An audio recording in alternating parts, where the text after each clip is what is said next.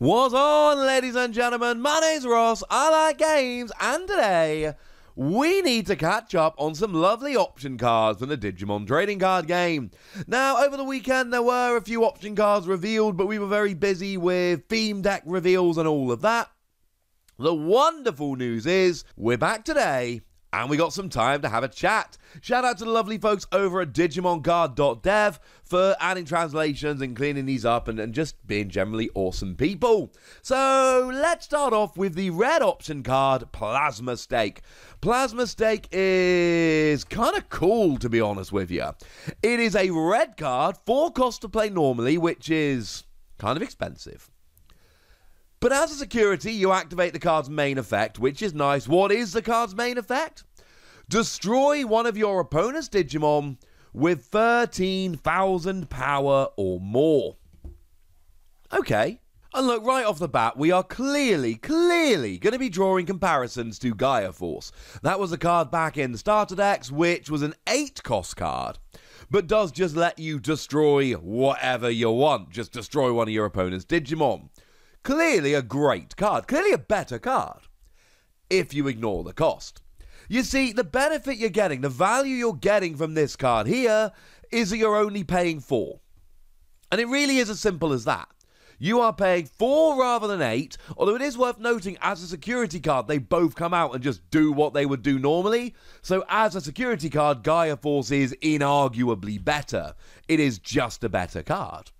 So essentially what we've got here is a really good card, but it's very, very targeted. I mean, straight off the bat, my first reaction to this, as I'm sure is a lot of you guys, is Omnimon. Omnimon, for those of you that aren't following the metagame too closely, is absolutely crushing. I'm going to be showing you a bunch of winning decks when these reveals slow down. A lot of people are after decks. I'm going to start showing you a lot of decks, and a lot of them are going to have Omnimon in, because it evolves some blue and it evolves some red, and a lot of the winning red and or blue decks are playing this at the moment. It's a phenomenal card. Omnimon is awesome, but it's got 15,000 power, so in you come. It is the level 7 killer. Outside of level 7s, we just don't see many at all. Generally speaking, level 6s tend to have 11, and then they tend to max out at about 12. Now, it does mean that your opponent's going to be put into some awkward positions. You know, Blitz Greymon's got 12,000 power. Do you really want to put it up to 13? Having said that, a lot of the kind of cards we see that give you extra power won't necessarily work. So let's go back to the starter decks and remind ourselves about Agumon. Agumon gives you an extra 1,000 power, but only during your turn. So Blitz Greymon will be a 13,000 power Digimon on your turn, but only a 12,000 power Digimon on your opponent's turn. So Plasma Stake wouldn't work. Unless, of course, it came out as a security card, in which case it would come out as a security card on your turn, and it would destroy Blitz Greymon. This is kind of fun. But honestly, this card is kind of a simple one to analyze. If you're playing red, and you're worried about things like Omnimon, it is worth putting 1 or 2 of these in your deck, because it's a really cheap, comparative to other cards, counter to one of the best cards in the game. Simple as that. But let's move on to blue and have a little bit of a look at Desperado Blaster. Now, this is a 3-cost option card. Again, the security activates the card's main effect, which is generally what we want from most security cards. And what it does is you discard 2 Digivolution sources from the bottom of all of your opponent's Digimon, and then if you've got a green Digimon in play, you rest one of your opponent's Digimon that has no Digivolution sources. Do you have to play this in a blue-green hybrid deck? Oh my goodness, no. This, just for the first attack, I absolutely love it. Because, assuming our translation is correct, and we got no real reason to believe it's not, you discard 2 Digivolution sources from the bottom of all of your opponent's Digimon. We're not getting rid of 1 or 2 here or there. We are getting rid of all of them. That is nuts, ladies and gentlemen.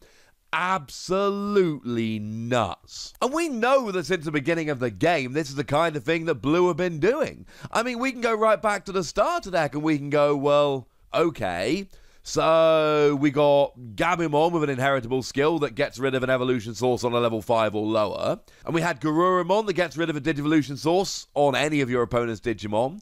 And then Rare Garurumon that gives you security attack +1 if any of your opponent's Digimon have no Digivolution sources. And Matashida that at the beginning of your turn gives you an extra memory if any of your opponent's Digimon have no Digivolution sources. This is the kind of thing that Blue does. And I could keep going for the next 10 minutes giving you other examples, but I fear this might get slightly repetitive. So let's try and keep on track, alright?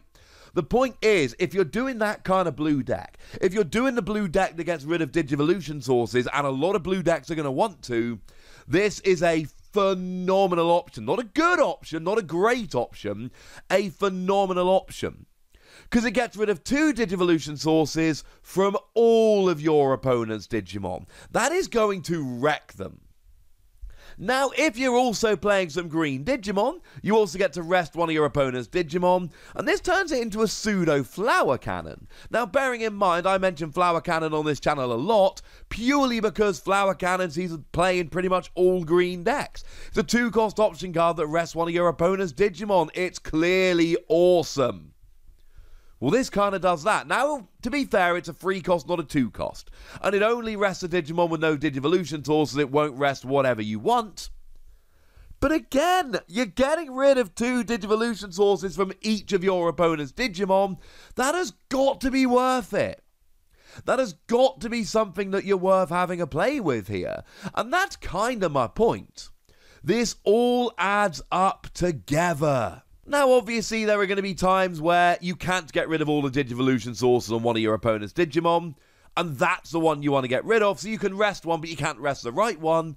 But bearing in mind, you know, generally speaking, a level 6 is going to have like 4 evolution sources. So use stuff like Garurumon to take rid of a couple, and then play this, and then rest them, and this just seems like if you're playing a blue deck and you want to get rid of Digivolution sources, it's awesome.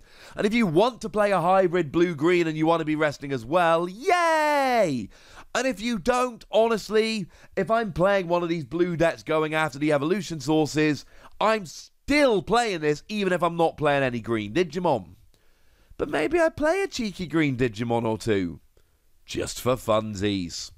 And the final card I want to have a talk about today is a purple option card, which was revealed this week as well. And we are talking Dark Despair. And I'm sorry, but this is another one that I am absolutely, unashamedly in love with. You see, it is a 2-cost option card. And now the security card adds it to your hand. Don't like that. I understand it. And I get why it's on this card, but then I've got to pay to play it, and when I'm getting a security card, I want to get an extra advantage. I don't want the chance to play it later, boo, etc. But what we've also got here is a main effect that says, one of your Digimon gets Vengeance until the end of your opponent's next turn. Now, there is a lot of discussion in the community at the moment whether this is actually going to be called Vengeance or whether Companion is more accurate. The fact of the matter is, within a few days, we're likely to start having proper English language reveals, and we're going to get some of these in Booster 1.0, so we will know sooner rather than later. Vengeance or Companion, call it what you will, it's that awesome skill that says that if the Digimon with the skill is destroyed in battle, you take your opponent's Digimon with you. Now, according to the rulebook over on the Google Drive, when this Digimon is destroyed in battle, destroy the Digimon it was battling, which is kind of amazing. So you can essentially use a smaller Digimon to take down a bigger Digimon. You can give a Digimon Vengeance and basically say to your opponent, come on then, mate, attack my Digimon, see if I care.